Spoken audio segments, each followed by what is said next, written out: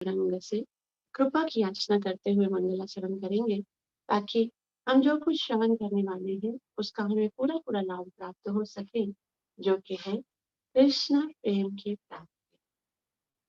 गुरवे गौरचंद्राय राधिकाय तदालये कृष्णाय कृष्ण भक्ताय तद्भक्ताय नमो नमः। जय श्री कृष्ण चैतन्य प्रभु नित्यानंद श्री अद्वैत गदाधर श्रीवासदि गौर भक्त वृंद। हरे कृष्ण कृष्ण कृष्ण हरे हरे, हरे हरे राम राम राम हरे हरे। श्रीमद् भागवतम तीसरा स्कंद अध्याय 31, जिसका शीर्षक है जीवों की गतियों की विषय में भगवान कपिल के उपदेश। यानी कि मनुष्य जब इस संसार में आता है तो वो क्या कार्य करता है और उसे क्या कार्य करने चाहिए, या उसके साथ क्या क्या गुजरता है, क्या क्या बीतता है, वो कपिल देव अपनी माता देवहूति को बताते हैं। आज हम श्लोक नंबर 33 से प्रारंभ करेंगे और एक बहुत ही महत्वपूर्ण टॉपिक यहाँ से कपिल देव प्रारंभ कर रहे हैं। कपिल देव अपनी माता को बताते हैं कि जीव जब इस भौतिक जगत में आता है तो बहुत सारी ऐसी रुकावटें माया के रूप में उसके जीवन में आती हैं, जो कि उसे भगवत भक्ति करने में अवरोध पैदा करती हैं। बहुत सारे ऐसे ऑब्स्टिकल्स हैं जो हमारे और भगवान के बीच में आते हैं, मगर उन समस्त समस्याओं का जो जड़ है, जो मूल समस्या है, जिसके कारण हम भक्ति में अग्रसर नहीं हो पाते हैं, जिसके कारण हम आध्यात्मिक जीवन में उन्नति नहीं कर पा रहे हैं और भौतिक आसक्ति खत्म नहीं हो पा रही है, वो वास्तविक में सबसे जो बड़ा प्रॉब्लम है, जो सबसे बड़ी समस्या है, वो क्या है। तो कपिल देव बताते हैं कि काम वासना से बढ़कर और कोई हमारे लिए बड़ी रुकावट नहीं है इस भौतिक जगत में भगवान के समीप आने के लिए। तो ये काम जो है वो वैसे तो नरक का द्वार कहा गया है, लेकिन यहाँ पर श्री प्रभुपाद जी बहुत सुंदर बताया है कि किस तरह से जीव को अपने इस काम इंद्रिय को रोकना है और किस तरह से अपने संगति यानी स्त्री संग और इससे किस तरह से स्वयं को बचाना है। बहुत ही महत्वपूर्ण टॉपिक है। आइए हम सब श्रवण करते हैं।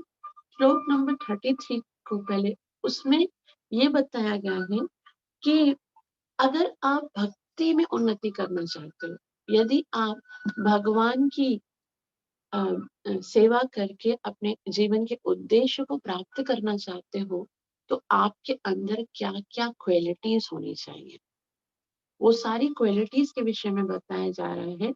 और अगर वो नहीं है, अगर वो डेवलप नहीं हो रही है, तो श्रील प्रभुपाद जी तात्पर्य में देखिए हमें क्या समझाते हैं। सत्यम शौचम दया मौनम बुद्धि श्री क्षमा शमोदमो भगश्चेति यत्संगात्याति संशयम्। सत्यम शौचम दया मौनम। सत्यम अर्थात जीवन में सत्य होना चाहिए। अगर हम भक्ति कर रहे हैं तो, और उसके अंदर यदि हमारे अंदर सत्यता नहीं है, तो ये पहला ही हमने अपने भक्ति मार्ग का जो सबसे बड़ा स्तंभ है उसको तोड़ दिया। जीवन में सत्य होना चाहिए, सत्य भाषण होना चाहिए, और उसके साथ साथ स्वच्छता, सत्य के साथ साथ पवित्रता होनी चाहिए। सत्य जीव तभी बोल सकता है जब वो स्वच्छ है। मलिन जीव के लिए सत्य बोलना असंभव है। वो नहीं सत्य बोल सकता जिसका कैरेक्टर अच्छा नहीं है। वो नहीं सत्य बोल सकता जिसके करतूत अच्छे नहीं है, क्योंकि वो जाहिर सी बात है अपने करतूतों को छुपाने के लिए तो झूठ बोलेगा ना। तो साथ में क्या होना चाहिए? शौचम, पवित्रता होनी चाहिए। और क्या होना चाहिए? दया होनी चाहिए। अपवित्र जीव जो है वो दया नहीं कर सकता, क्योंकि उसके जीवन के अंदर इतनी अपवित्रता होती है कि वो क्रूर बन जाता है। क्रूर व्यक्ति जो होता है वो दूसरों पर दया नहीं कर सकता। और जो इस जिसके अंदर सत्य नहीं, पवित्रता नहीं, दया नहीं, वो व्यक्ति बहुत बोलता है। वो उसको फिजूल टॉपिक्स, कोई अगर उसको बोलेगा ना कि भाई हम माला करें, नाम जप करें, उसमें उसको इंटरेस्ट नहीं होगा। बाकी सुबह से लेकर रात तक वो कुछ भी बड़ा नाटक आपको बता सकता है, सबको है ना चुप करा सकता है, लेकिन वो चुप नहीं रहता है। वो भौतिक टॉपिक्स पर बहुत अच्छे से एक्सपर्ट होकर बात कर सकता है, सबको चुप करा सकता है। लेकिन हमारे भक्ति जीवन में उन्नति करने के लिए सत्य होना चाहिए, पवित्रता होनी चाहिए, दया होनी चाहिए और साथ में मौन होना चाहिए। उसके बाद बुद्धि। बुद्धि का मतलब होता है कि हमें अपनी बुद्धि से ये डिसाइड करना है कि यदि हम आध्यात्मिक जीवन में उन्नति करना चाहते हैं तो हमें क्या करना है, क्या नहीं करना है। और उसके बाद री री का मतलब होता है लज्जा। मतलब अगर भक्ति में आगे बढ़ना चाहते हैं तो बेशर्म नहीं होना चाहिए, लज्जा होनी चाहिए और निर्लज नहीं होना चाहिए। अगर ही का मतलब होता है लज्जा, यश का मतलब होता है ख्याति। ख्याति का मतलब होता है कि अच्छे सद्गुण होने चाहिए जो कि उसकी ख्याति हो। और क्षमा का मतलब होता है जीवन में क्षमा होना चाहिए, क्षमा करना चाहिए दूसरों को। और दमः शमः। क्षमा का मतलब होता है मन का कंट्रोल होना चाहिए। दमः का मतलब होता है इंद्रियों का निग्रह होना चाहिए। और भग, भग माना संपत्ति। ये सब संपत्ति है उन व्यक्तियों की जो कि आध्यात्मिक जीवन में उन्नति करना चाहते हैं। क्या क्या है? सत्य, शौच, दया, मौन, बुद्धि, लज्जा।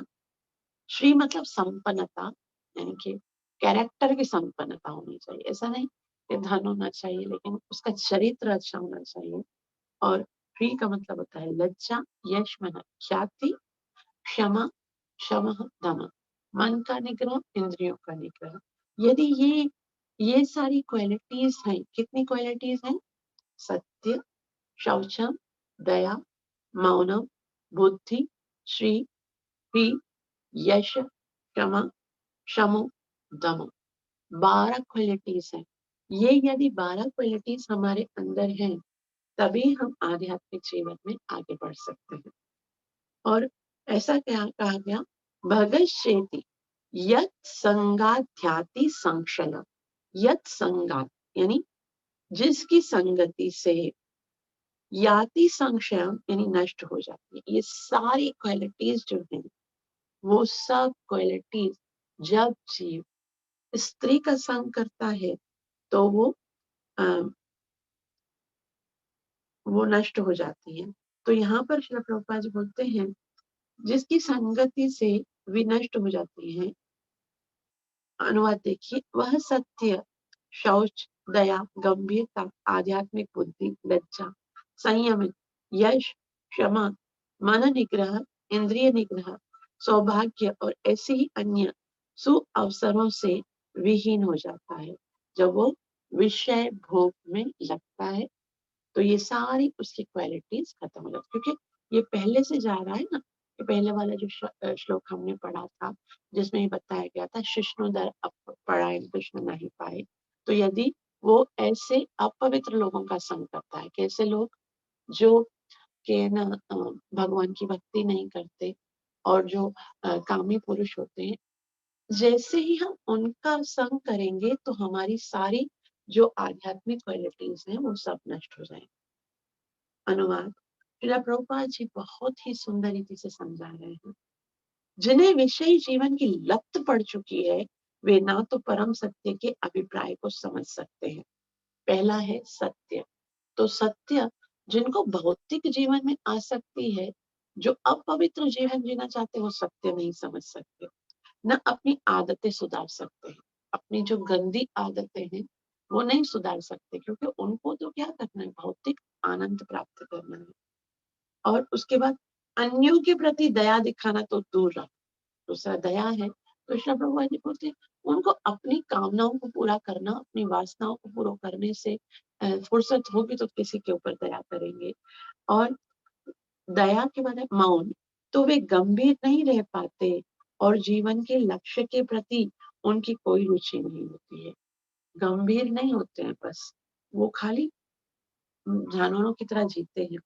जीवन का चरम लक्ष्य कृष्ण या विष्णु है, किंतु जिन्हें विषयी जीवन की लत पड़ जाती है वह यह नहीं समझ पाते कि उनका चरम हित कृष्ण भावनामृत में है। तो यदि जीव विषय जीवन में ही आनंद प्राप्त करना चाहता है तो अपने उद्देश्य की ओर कैसे बढ़ेगा। ऐसे लोगों में शालीनता का अभाव है, यानी लज्जा भी, शालीनता नहीं है उनके अंदर, निर्लज होते हैं, वे सरे आंख बेशर्मियां करते हैं। यहाँ श्रील प्रभुपाद जी कहते हैं सड़कों या पार्कों में एक दूसरे का आलिंगन करते हैं, मानो कुत्ते या बिल्लियां हों, और इसे वे प्रेमालाप कहते हैं। वे क्या कहते हैं कि भाई हम बहुत प्यार करते हैं आपसे, और बहुत सुंदर सुंदर है ना उसको ढंग से बताने का प्रयास करते हैं, और कहते हैं कि ये प्यार तो बहुत पवित्र संबंध होता है, लेकिन ये प्यार नहीं है जिसको हम, ये शरीर का जो प्रेम होता है उसको तो केवल काम वासना ही कहा जा सकता है। प्रेम का अलग ही मतलब है जो इस भौतिक जगत में हम किसी के साथ कर ही नहीं सकते हैं। प्रेम भौतिक जगत में किसी के साथ नहीं हो सकता है। अगर इस भौतिक जगत में कोई प्रेम का थोड़ा सा भी दिखता है तो माता और संतान के जीवन में, लेकिन आजकल देखा जाए तो वो प्रेम भी खत्म हो गया, बाकी तो जो कुछ ही है वो सब मतलबी है। लेकिन श्री प्रभुपाद जी बोलते हैं कि वो कुत्तों और बिल्लियों की तरह अ, आलिंगन करते हैं और इसे प्रेम आलाप कहते हैं। ऐसे अभागे प्राणी कभी संपन्न नहीं हो पाते, उनको कभी भी आध्यात्मिक संपन्नता प्राप्त नहीं होती। कुत्ते बिल्लियों जैसा आचरण उन्हें कुत्ते बिल्ली के पद पर ला देता है। वे अपनी भौतिक स्थिति को भी सुधार नहीं पाते हैं। वो तो खाली काम वासना के लिए ही जीते हैं, और अपनी भौतिक स्थिति जो है उसको भी नहीं सुधार सकते, संपन्नता भी नहीं होती है। प्रसिद्ध होना तो दूर की बात रही, वो यश उनको कैसे मिल सकता है।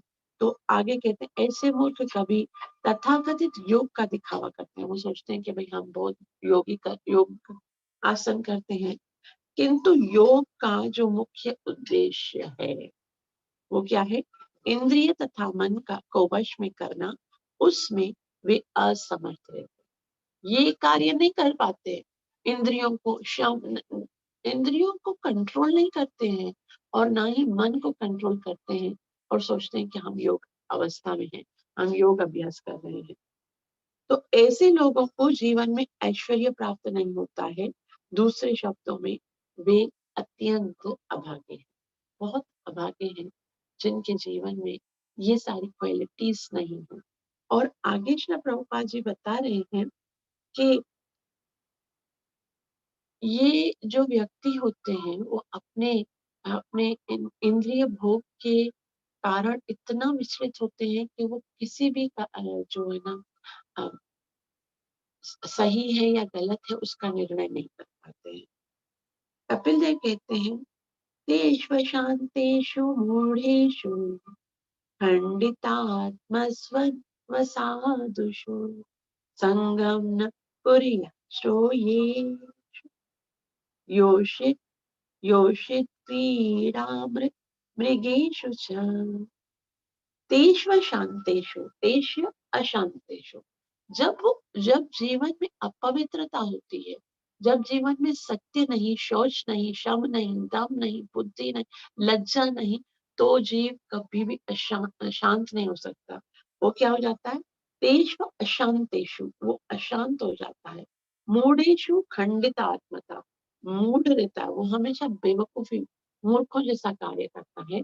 और खंडित आत्मा, खंडित आत्मा सु मतलब वो अपनी आत्मा को, आत्म साक्षात्कार को नहीं समझ पाता, असाधुषु, यानी और वो कैसे हो रहा है?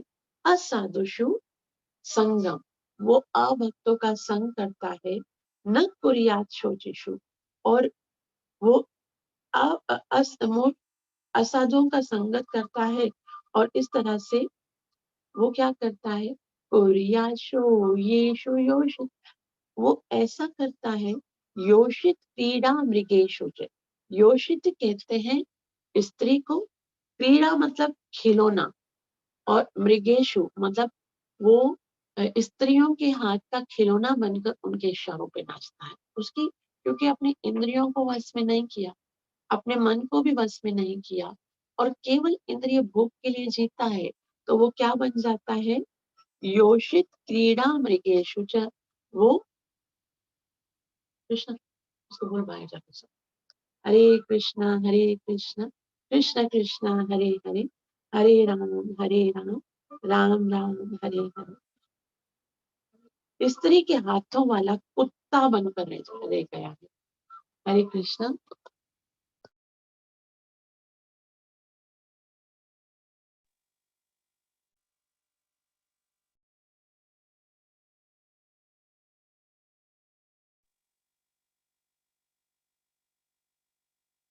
अनुवाद। मनुष्य को चाहिए कि ऐसे अभद्र अशांत मूर्ख की संगति ना करे, जो आत्म साक्षात्कार के ज्ञान से रहित हो और स्त्री के हाथों का नाचने वाला कुत्ता बन गया हो।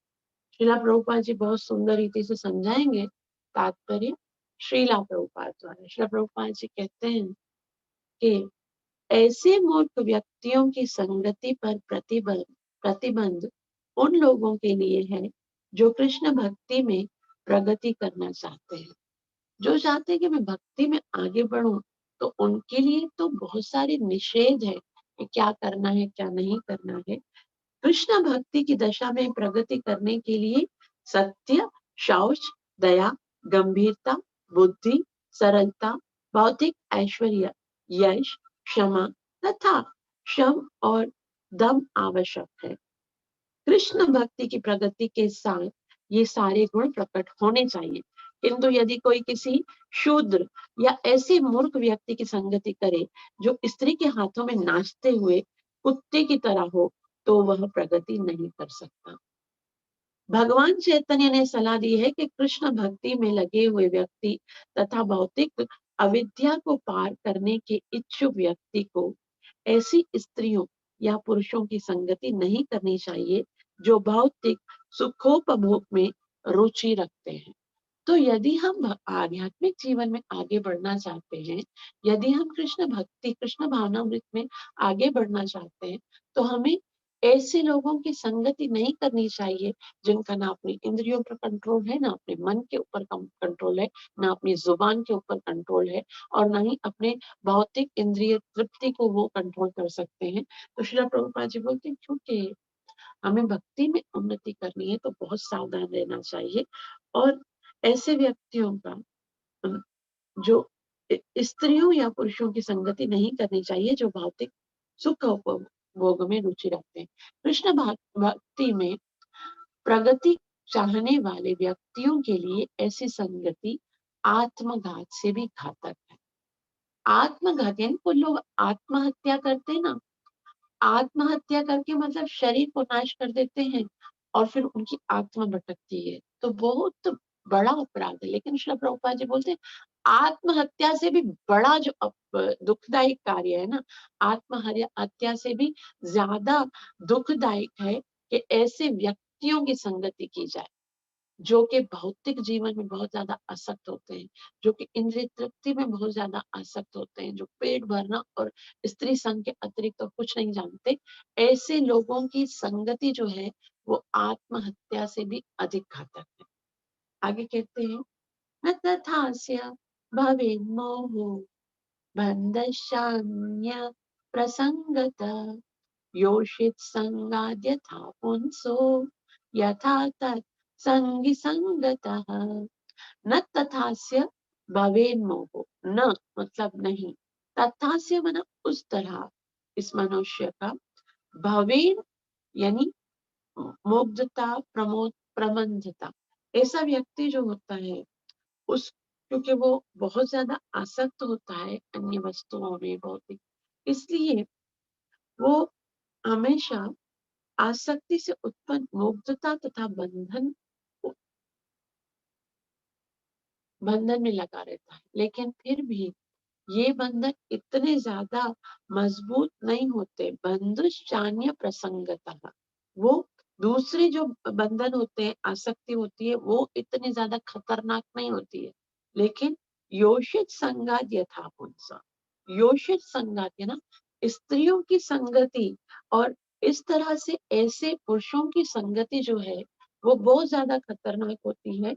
यथा तत् संगी संगतः, जो स्त्रियों के इच्छुक पुरुष होते हैं उनकी संगति करना, यानी स्त्रियों की डायरेक्ट संगति करना या ऐसे कामी व्यक्तियों की संगति करना जो कि स्त्रियों के संग के लिए इच्छुक होते हैं, ऐसे व्यक्तियों की संगति करना भी बहुत ज्यादा खतरनाक है। वो दूसरी जो आसक्तियां हैं, न तथा से बनो मोह, उसके अंदर इतना खतरा नहीं है। लेकिन ऐसे व्यक्तियों की संगति जो कि स्त्रियों में इंटरेस्ट रखते हैं या फिर स्त्रियों की डायरेक्ट संगति, ये हमें बहुत भक्ति में गिरा देती है। श्रील प्रभुपाद जी कहते हैं अन्य किसी वस्तु के प्रति आसक्ति से उत्पन्न मुक्तता तथा बंधन उतने पूर्ण नहीं होते हैं जितने किसी स्त्री के प्रति आसक्ति या उन व्यक्तियों के साथ से जो स्त्रियों के कामी रहते हैं, ऐसे लोगों की संगति करना जितना खतरनाक है। श्रीला प्रभुपाद की जय।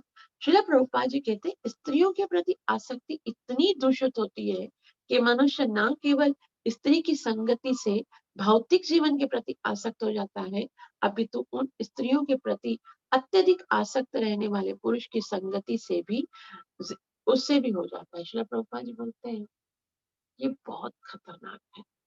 स्त्रियों की संगति जो करता है वो इतना इतना दूषित है कि ना केवल स्त्री के संग से भौतिक जीवन के प्रति आसक्त हो जाता है, अपितु वे अपितु इन स्त्रियों के प्रति अत्यधिक आसक्त रहने वाले पुरुषों की संगति से भी हो जाता है।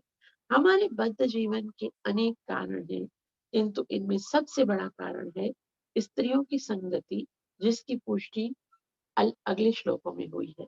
तो श्रील प्रभुपाद जी बोलते हैं सबसे बड़ा खतरा जो है आध्यात्मिक जीवन का, अ, हमें नीचे गिराने के लिए, फॉल डाउन होने का सबसे बड़ा खतरा जो है वो स्त्रियों से होता है। कलयुग में स्त्री संग अत्यंत प्रबल, बहुत प्रबल, हर जगह पर आपको स्त्री संग अवेलेबल है। जीवन के पग पग पर स्त्रियों से पाला पड़ता रहता है। यदि किसी को कुछ खरीदना है तो सारे विज्ञापन स्त्रियों के चित्रों से भरे रहते हैं। स्त्रियों के प्रति मनोवैज्ञानिक आकर्षण अत्यधिक होता है, अतः लोग आध्यात्मिक ज्ञान के प्रति अत्यंत लापरवाह हैं।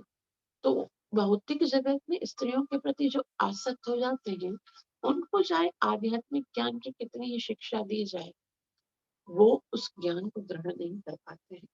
श्रीला प्रभुपाद जी कहते हैं कि स्त्रियों की संगति की व्यवस्था सतर्कता पूर्वक की गई है। यानी कि इतना हमारे आध्यात्मिक वैदिक जो जीवन है उसमें इतना सूक्ष्मता से इस स्त्री की संगति को व्यवस्थित किया गया है। कैसे किया गया है? 4 आश्रम है ना, जैसे कौन कौन से?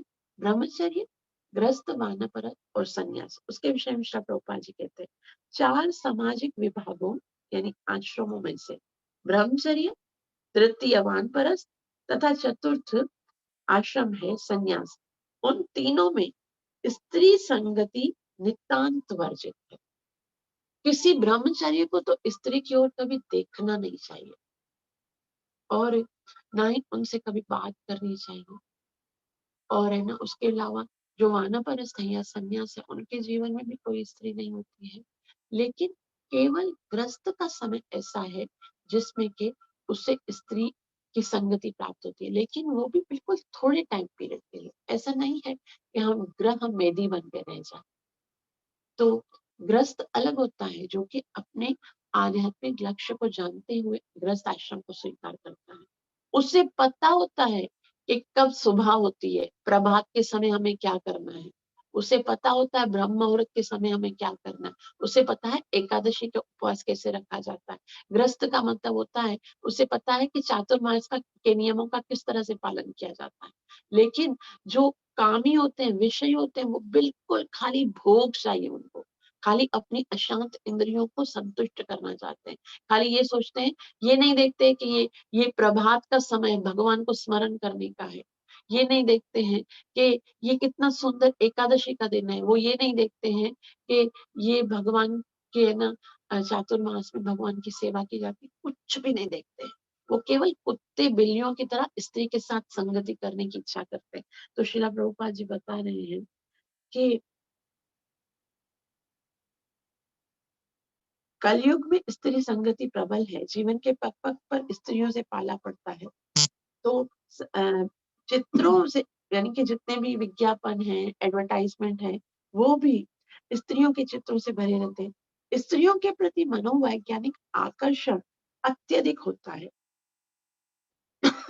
अतः जो लोग आध्यात्मिक ज्ञान में प्रगति प्रति अत्यंत लापरवाह हैं, क्योंकि वैदिक सभ्यता आध्यात्मिक ज्ञान पर आधारित है, अतः स्त्रियों की संगति की व्यवस्था सतर्कता पूर्वक की गई है। तो ये 3 आश्रम है, ब्रह्मचर्य, वानप्रस्थ और संन्यास। इनमें स्त्री के नितांत वर्जित कहा गया है। केवल गृहस्थ आश्रम में सीमित प्रतिबंधों के अंतर्गत स्त्री से मिलने जुलने की छूट दी गई है। गृहस्थ जीवन में जब अपनी पत्नी होती है जिससे विवाह करते हैं, उसके साथ भी बहुत, यहाँ श्री प्रभुपाद जी बोलते हैं, सीमित प्रतिबंधों के, कुछ ऐसे प्रतिबंध हैं कि इनके साथ उन्हें स्त्रियों से मिलने जुलने के प्रति अ, अ, उनको परमिशन दी जाती है। दूसरे शब्दों में स्त्री संगति का आकर्षण ही बद्ध जीव का कारण है। ये जो आज हम बद्ध जीवन में आए हैं ना, उसका वास्तविक कारण है स्त्री संग। और जो भी इस बद्ध जीवन से मुक्त होना चाहता है, उसे स्त्रियों की संगति से अपने को विलग कर लेना चाहिए। श्रीला प्रभुपाद जी बोलते हैं, आपको डिसाइड करना है, आपको आध्यात्मिक जगत में आगे आना है। क्या आप भौतिक जगत को पार करके भगवान के धाम जाना चाहते हो? क्या आप सीरियस होकर अपने जीवन के उद्देश्य की ओर बढ़ना चाहते हो? तो आपको क्या करना चाहिए? श्रीला प्रभुपाद जी बोलते हैं, फिर तो स्त्रियों का आकर्षण ही बद्ध जीवन का कारण है, और जो भी इस बद्ध जीवन से मुक्त होना चाहता है, उसे स्त्रियों की संगति से अपने को विलग करना चाहिए। फिर उसे सोचना चाहिए कि नहीं, अब मुझे आध्यात्मिक जीवन की ओर जाना है, तो स्त्रियों की संगति को बहुत दूर छोड़कर जाना है। और ये कितना घातक है, उसके लिए कपिल देव एक बहुत ही सुंदर श्लोक बता रहे हैं कि कितना घातक हो सकता है ये स्त्रियों का संग। वे कहते हैं, प्रजापति स्वं दुहितरम स्वां दुहितरम दृष्ट्वा तद्रूपदर्शित रोहित भ्रूत्वां सोन सोन्वदा वदाव द्रक्षरूप हतः हतः त्रप। प्रजापति स्वाम दोहित्रम। प्रजापति कहते हैं ब्रह्मा जी को, स्वाम मतलब अपनी ही, दोहितरम अर्थात पुत्री। ये कितना बड़ा उदाहरण है भागवतम का, कि प्रजापति जो कि साक्षात ब्रह्मा है, स्व दोहितरम, अपनी ही दोहिती को दृष्टवा तद्रूप दर्शितम, जब उन्होंने देखा तो वो वो देखकर मोहित हो गए। प्रजापति ब्रह्मा जो कि इस भौतिक जगत के प्रजापति हैं, सृष्टिकर्ता हैं, ऐसे ब्रह्मा जी भी जब वो अपनी एक पुत्री को देखते हैं तो वो मोहित हो जाते हैं। रोहित ब्रूता, रोहित ब्रूता मतलब वो मृगी के रूप में, फिर वो क्या करते हैं, वो जो उसकी पुत्री होती है वो हिरण बनकर आती है, और उसके रूप में अनवदात, वो फिर हिरण बन के उसके ऊपर दौड़ते हैं, और रक्ष रूपी मृग के रूप में हत त्रपा, अपनी सारी लज्जा को छोड़ देते हैं। ये ब्रह्मा जी का हाल है। क्या कर रहे हैं? अपनी पुत्री के साथ संभोग करने के लिए हिरण का रूप धारण कर। ये वास्तव में कभी भी नहीं सोचना चाहिए कि ब्रह्मा जी के ऊपर भी इतना बड़ा अटैक हुआ है, तो फिर साधारण व्यक्ति अगर करते हैं तो क्या गलत है? नहीं, ब्रह्मा जी के साथ नहीं हुआ है। ये केवल हमें बताने के लिए है कि इतना खतरनाक हो सकता है। कि ब्रह्मा जैसे जो इतने 4 वेदों के ज्ञाता जो पुरुष हैं, वो भी इसके कारण विचलित हो जाते हैं। तो साधारण व्यक्तियों का क्या? वो उनके लिए क्या कहा जाए? फिर बोलेंगे हाँ, फिर तो साधारण व्यक्ति तो बच ही नहीं सकते, तो करते रहो ये स्त्री संग। नहीं, बताया जाता है। इसी के साथ-साथ हरिदास ठाकुर जी की एग्जाम्पल श्रील प्रभुपाद जी देते हैं। हरिदास ठाकुर भगवान के भक्त थे। उन्हें पता था कि इंद्रियों को निग्रह करना कितना आवश्यक है। उनके पास वैश्या स्वयं माया आती है, लेकिन फिर भी वो विचलित नहीं होते। और हम जो होते हैं, हमारे इस भौतिक जगत के जो साधारण प्राणी होते हैं, वो थोड़ी थोड़ी चीज के लिए, मतलब इंद्रिय तृप्ति के लिए कितना विचलित हो जाते हैं और अपने आप को अधोगति की ओर लेके जाते हैं। और इस सृष्टि के महानतम जो व्यक्ति हैं ब्रह्मा जी, उसके विषय में यहाँ पर श्री प्रभुपाद जी कपिल देव बता रहे हैं। ब्रह्मा अपनी पुत्री को देखकर उसके रूप पर मोहित हो गए। बस अपनी पुत्री को देखा और बोला कितनी सुंदर है वो। इस सुंदरता की ओर इतना ज्यादा आकर्षित हो गए कि जब उसने मुर्गी का रूप धारण किया तो वे मृग रूप में निर्लज्जता पूर्वक उसका पीछा करने लगे। तो वो अपनी शर्म छोड़ दी, अपना स्टैंडर्ड है। ब्रह्मा जी कितने महान व्यक्ति हैं, 12 महाजनों में से एक है, भगवान के उदर से प्रकट होते हैं, लेकिन स्त्री का संग इतना खतरनाक है कि ब्रह्मा जी भी अपनी लज्जा को छोड़ दिए, ऋक्ष रूपेण और लज्जाहीन होकर, यानी कोई उनको शर्म नहीं आ रही थी और वो ऐसे स्त्री के ऊपर भाग रहे थे जैसे अ, इंद्रिय तृप्ति करने वाले जो पशु होते हैं वो भागते हैं। तात्पर्य श्रीला प्रभुपाद द्वारा, श्रीला प्रभुपाद बहुत सुंदर रीत समझा रहे हैं कि ब्रह्मा का अपनी पुत्री के रूप में मोहित होना तथा भगवान के मोहिनी रूप पर शिव जी का मोहित होना, वे वे ज्वलंत उदाहरण हैं, हमें शिक्षा देते हैं कि ब्रह्मा तथा शिव जैसे देवता तक इन स्त्रियों की संगति पर मुग्ध हो जाते हैं, तो सामान्य बद्ध जीवन की क्या अवस्था है। तो श्री प्रभुपाद जी बोलते हैं हम ये नहीं सोच सकते कि हम बच जाएंगे, ये सोचना बंद कर दो कि हम बच जाएंगे, लेकिन एक ऐसा प्रोटेक्शन शील्ड हो कि हमें वो जो आसक्ति है वो अंदर आकर हमें परेशान ना करे। तो श्रील प्रभुपाद जी यहाँ पर बता रहे हैं कि ब्रह्मा तथा शिव जैसे देवता तक स्त्री की सुंदरता पर मोहित हो जाते हैं, तो वह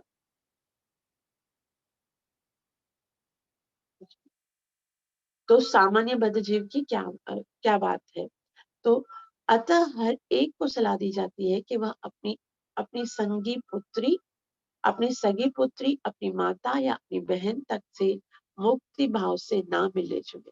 यानी वो कोई भी संबंध हो, जब काम वासना आती है तो संबंध को नहीं देखती है। इसलिए अपनी माता हो, अपनी पुत्री हो, अपना जो कुछ भी हो, कोई संबंध हो, उसको उससे कभी भी हमें बिना रोक टोक के मुक्त भाव से नहीं मिलना चाहिए, यानी कि अकेले में उनसे नहीं मिलना चाहिए। और क्योंकि इंद्रियां इतनी प्रबल हैं कि मनुष्य प्रेमाग्ध हो जाता है और इंद्रियां इंद्रियां पुत्री, माता और बहन का नाता नहीं देखती हैं। ये देखती नहीं है कि उनके साथ क्या संबंध है। अतः मदन मोहन की सेवा में लगकर भक्ति योग द्वारा इंद्रियों को वश में करने का अभ्यास किया। तो क्या ऐसा करें कि इंद्रियों की ये जो अ, आसक्ति है, ये जो इंद्रियों की प्यास है वो बुझ जाए। तो श्री प्रभुपाद जी कहते हैं कि केवल भगवान की भक्ति से ही संभव होता है। इसलिए हमको राधा मदन मोहन की सेवा में खुद को लगा देना चाहिए। तो श्री प्रभुपाद जी कहते हैं अतः मदन मोहन की सेवा में लगा देना चाहिए और इंद्रियों को वश में करने का अभ्यास करना चाहिए। और ये सबसे सर्वोत्तम उपाय है इंद्रियों को वश में करने का, कि हमें क्या करना चाहिए, भगवान की सेवा करनी चाहिए। और यहाँ पर राधा मदन मोहन क्यों बताया गया, राधा गोपीनाथ या राधा श्याम सुंदर, राधा माधव नहीं, उसको यहाँ श्री प्रभुपाद जी बता रहे हैं कि भगवान का नाम है मदन मोहन, और क्योंकि वे कामदेव या काम वासना को वश में करते हैं, केवल मदन मोहन की सेवा करने से मदन के आदेश पर अंकुश लगाया जा सकता है। तो वो भगवान मदन मोहन जो कि मोहन को भी आकृष्ट करने वाले हैं, वही भगवान जो है वो सुरक्षा करते हैं। तो देव को क्या करना चाहिए, उसी भगवान की सेवा करनी चाहिए, उसी भगवान के मंदिर में सफाई का काम करना चाहिए, उसी भगवान के बहुत ही सुंदर रीति से भगवान की सेवा जैसे जैसे हम करते जाएंगे, वैसे वैसे हृदय के अंदर से काम वासना जो है वो खत्म होती जाएगी। तो श्री प्रभुपाद जी बोलते हैं यहाँ पर, क्योंकि वे कामदेव या काम वासना को वश में कर सकते हैं, केवल मदन मोहन की सेवा करने से मदन के आदेश पर अंकुश लगाया जा सकता है, अन्यथा इंद्रियों को वश में करने के सारे प्रयास विफल हो जाते हैं। अगर हम भगवान की सेवा नहीं करते और हम सोचते हैं कि हम इंद्रियों को कंट्रोल कर सकते हैं, तो श्रील प्रभुपाद जी कहते हैं ऐसा कुछ नहीं, सिर्फ एक ही उपाय है, माम एव ये प्रपद्यन्ते माया में तम परन्ति। तो हमें भगवान की शरण लेनी है। मदन मोहन भगवान जो समुद्र अ, मदन मोहन भगवान जो है वो कामदेव को वश में करने वाले हैं, और जो ये वासना का समुद्र है वो तभी से सूखेगा जब हम भगवान की सेवा करेंगे। और इसके अतिरिक्त और कोई भी उपाय, अगर कोई भाई भक्ति नहीं करना चाहता है क्या, काम वासना को या अपनी इंद्रियों को संतुष्ट करने का और कोई तरीका है, तो भले कुछ भी हो जाए, अगर हम भगवान की भक्ति नहीं करते हैं तो हम आध्यात्मिक उन्नति में उतर नहीं सकते हैं। तो ये हाँ, तो ये बहुत ज्यादा महत्वपूर्ण है कि हमको इससे बचना है, क्योंकि यहाँ साफ साफ बताया गया कि ब्रह्मा और शिव भी नहीं बच सके, तो हमारी क्या औकात है। आगे कहते हैं, बहुत ही सुंदर श्लोक है, अ, कपिल देव अपनी माता से कहते हैं, तत्श्रेष्ठ श्रेष्ठ श्रेष्ठेषु कौन खंडित धीपुमान् ऋषिं नारायण वृत्ते योषिन्मय्येह मायया।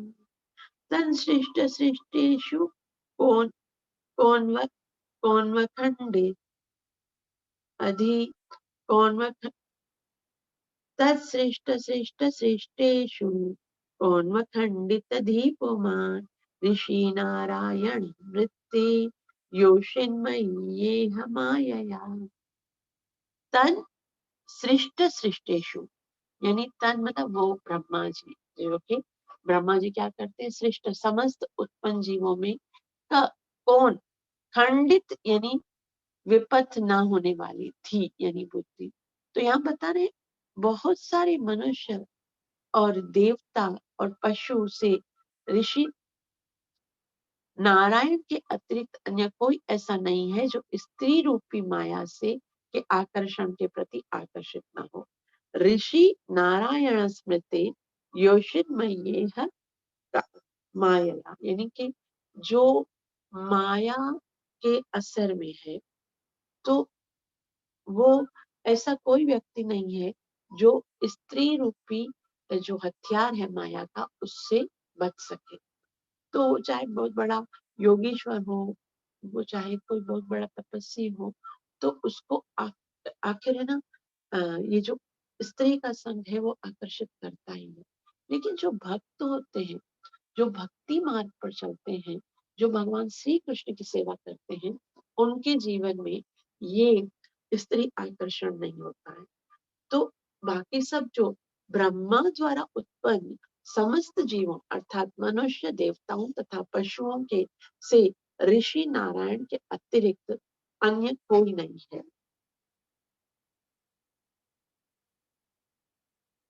यानी जितने भी देवता हैं, असुर हैं, चाहे मनुष्य हैं, चाहे पशु हैं, चाहे नारायण ऋषि, अ, चाहे कोई भी है, वे नारायण भगवान के अतिरिक्त अन्य कोई नहीं है जो स्त्री रूपी माया के आकर्षण से के प्रति निश्चित निश्चेष्ट हो। यानी भगवान खाली इस माया से बच सकते हैं, क्योंकि भगवान तो मायापति हैं, तो वो इस भौतिक आकर्षण के प्रति आकर्षित नहीं होते हैं। बाकी अन्य कोई भी है तो वो सब स्त्रियों की ओर आकर्षित होते हैं, इसलिए हमें सावधान रहना चाहिए। श्रील प्रभुपाद की जय। श्रील प्रभुपाद जी के आदि जीव स्वयं ब्रह्मा हैं, जिनसे मरीचि जैसे ऋषि उत्पन्न हुए। मरीचि से कश्यप मुनि तथा अन्य, और कश्यप मुनि तथा मनुओं के ने विभिन्न देवताओं तथा मनुष्यों को उत्पन्न किया है। तो कश्यप मुनि और इनके साथ साथ दूसरे मनु हैं, उन्होंने मिलकर बहुत सारी सृष्टि की। भौतिक जगत में सारी सृष्टि जब उन्होंने की है, मनुष्यों को उत्पन्न किया, किंतु इनमें से ऐसा कोई नहीं जो स्त्री रूपी माया के जादू से मोहित ना हुआ हो। तो ये सारे जितने भी बड़े बड़े ऋषि हैं, चाहे महाजन हैं, चाहे क्या भी हैं, तो उन्होंने अवश्य जो है ना, स्त्री जो है उसकी संगति की इच्छा की है। किंतु इसलिए यहाँ पर श्लोक में पढ़ रहे हैं, किंतु इनमें से ऐसा कोई नहीं है जो स्त्री रूपी माया के जादू से मोहित ना हो। समग्र संसार में ब्रह्मा से लेकर एक शुद्र चुंटी तक सभी विषयी जीवन के प्रति आकृष्ट रहते हैं। इस भौतिक जगत का यह मूल सिद्धांत है। अपनी पुत्री द्वारा ब्रह्मा से मोहित होना। अतः माया के सबसे आश्चर्यजनक सृष्टि स्त्री है, जो बद्ध जीवन को भवबंधन में सदैव भावबंधन में रखती है। इसलिए हमको बहुत सावधान रहना है। चाहे हम किसी के साथ भी रह रहे हैं, लेकिन हम कृष्ण के साथ तो है। तो कृष्ण जो है वो हमें तभी, अगर हम कृष्ण की भक्ति करते हैं, तभी हम जो है वो स्त्री की संगति से छूट सकते हैं, वरना तो बड़े बड़े ऋषि चाहे कितनी भी आसक्ति रहे, तो ये स्त्री आसक्ति जो है वो उसको जरूर नीचा गिरा देती है, अपनी स्थिति जो है अपने पद से। जैसा हमने देखा ब्रह्मा जी अगर देखें तो हम सब मोहित हो जाते हैं, केवल भगवान जो है वो ही इससे मोहित नहीं हो रहे। तो भगवान की सेवा करने के लिए हमें अक्सर अग्रसर होना है। जैसे जैसे हम भगवान की सेवा करेंगे, वैसे वैसे जैसे जैसे सेवा की जाएगी, वैसे वैसे हृदय के अंदर से काम वासना खत्म हो जाएगी। तो श्रील प्रभुपाद जी यहाँ पर बता रहे हैं कि जो कि अपनी पुत्री द्वारा ब्रह्मा जी का मोहित हो जाना ज्वलंत उदाहरण है कि स्त्री के प्रति कामास्तक से कोई भी नहीं बच सकता है, और वो उस समय इतना निर्लज हो जाता है कि सारे अपराध करता है। अतः माया के सबसे बड़े आध्यात्मिक की सृष्टि स्त्री है, जो बद्ध जीवन के को बंधन में रखती है। तो स्त्री से बहुत ही खतरा है। इसका मतलब नहीं है स्त्री हमारे लिए खतरा है। स्त्री के अंदर इतना आकर्षण है कि वो जीव को भौतिक इंद्रियों के प्रति जो है वो अट्रैक्ट करता है, और वो आध्यात्मिक प्रगति नहीं करता। इसलिए हमें ये सलाह दी गई है कि स्त्रियों की संगति से दूर रहा जाए। श्रील प्रभुपाद की ग्रंथ राज श्रीमद् भागवतम महापुराण की। अभी इसी टॉपिक को कपिल देव जो है वो आगे भी अपनी माता को सुनाएंगे, और बहुत ही सुंदर ये प्रसंग है, जिसमें हमें बहुत सारी चीजें, बहुत सारी शिक्षाएं प्राप्त होती हैं, जिसके इन शिक्षाओं पर यदि हम लोग अमल करते हैं, कि पढ़ना एक अलग बात है, श्रील प्रभुपाद जी ने जो मैसेज छोड़ा है उसको भी सुनना बहुत बड़ी बात है, लेकिन हमको इस भौतिक जगत से आगे बढ़ने के लिए बहुत सावधानी से आगे बढ़ना है। और वो सारी रुकावटों में जो सबसे बड़ी रुकावट है वो क्या है, काम वासना, उससे हमें बचना है। तो श्रील प्रभुपाद जी हमें बहुत सुंदर समझा रहे हैं। आगे भी हम इसको पढ़ेंगे। आप सबका बहुत बहुत धन्यवाद जो इतना प्रेम से श्रवण किया है। कृपया मेरे लिए आशीर्वाद दीजिए, मुझे मेरे लिए प्रार्थना कीजिए कि मैं अपनी सेवा और साधना को बहुत अच्छे से कर सकूं। हरे कृष्णा कृष्ण कृष्ण हरे हरे, हरे राम राम राम हरे। ग्रंथ श्रीमद् भागवतम महापुराण की जय। नित्य लीला प्रवेश अभय शरणारविंद भक्ति वेदांत स्वामी श्री प्रभुपाद की जय।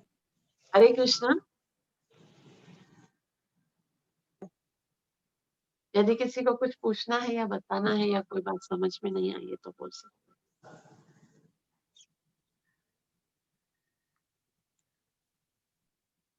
हरे कृष्णा।